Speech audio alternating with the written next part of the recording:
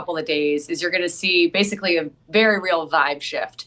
What that we've gone from not voting and sort of docile action on the House and Senate floor to what is expected to be repeated rounds of voting on the same bill over and over and over again. So the Senate Republicans are going to put that House passed clean CR on the floor as frequently as possible, possibly every single day and through the weekend until they break this impasse. And the expectation, I would start at the long end, is for 10, 11, 12 days of shutdown.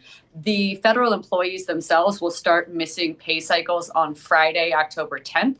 But there is, on the short side, a little bit of optimism that after the Yom Kippur holiday on Thursday, cooler heads might have prevailed. Some of the steam will be let out of the room, and they'll be able to reopen on Friday. That's optimistic. Okay, what you described sounds kind of like what happened when they were trying to vote for a Speaker of the House a couple of years ago, and that went through many, many rounds and many, many days. Yeah. So, Henrietta, what does this mean for the all-important jobs report that investors will be focused on Friday? Because if there is a shutdown, even if it is temporary and it lasts just a couple of days, does it screw things up so much that we don't get the jobs report at 8:30 a.m.? This is the interesting dynamic. So the government doesn't shut down until tonight at midnight. The employees are all working at BLS, at the Department of Labor. The data has been collected. All we need to do effectively is hit send on that employment report at 8:30 a.m. on Friday. So it's all there.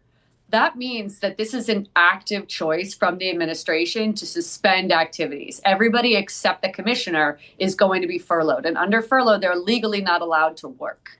So the data will be there, it will be compiled, but they will not hit send on that information.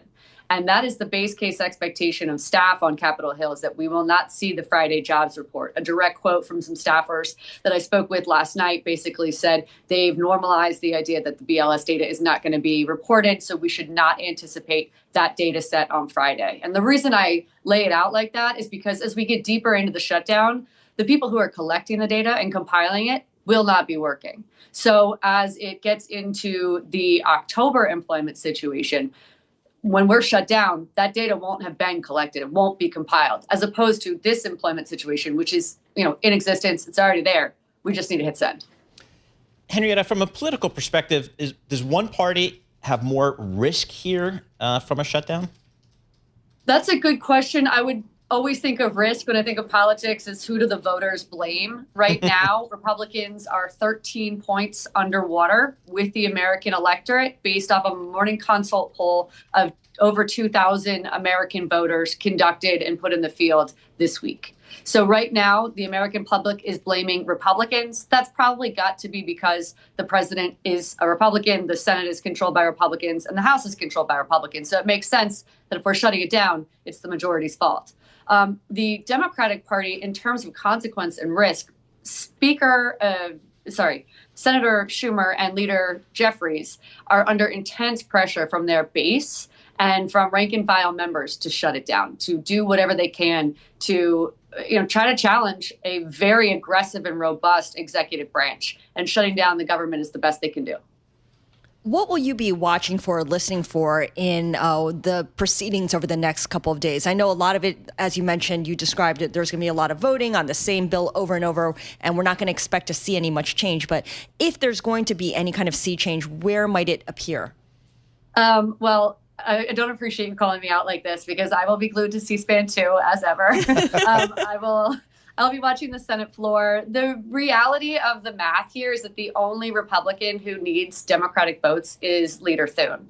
He's going to need anywhere between 10 and 20 Democratic votes to cross the line. What's going to happen here is that even though we only need technically 7 or 8 Democrats, no one wants to be that 60th vote, and they're always going to give each other political cover. So Leader Thune is going to have to try to get, as many as, 10 or so Democratic senators to support whatever he puts on the floor. So it's incumbent upon him to negotiate with the Democrats that Speaker Johnson doesn't have to do, and Donald Trump doesn't have to do. So really all of our attention should be on the Senate side. Moments ago, Leader Thune and Leader Schumer did have an exchange on the Senate floor. I got very excited, but there's no movement yet. So that's where I'll be watching.